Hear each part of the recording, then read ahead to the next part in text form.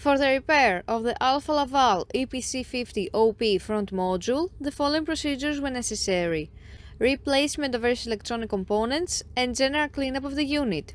For testing, we add a 24-volt DC power supply. As soon as we turn it on, the unit reacts and the screen lights up.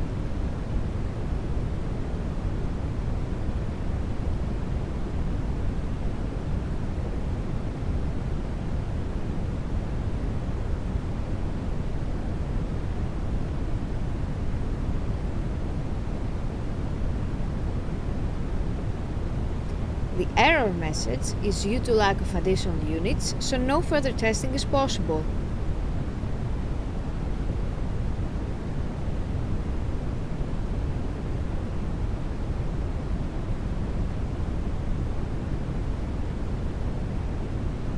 It is now clear that the front module is working successfully and is ready to be delivered to the customer.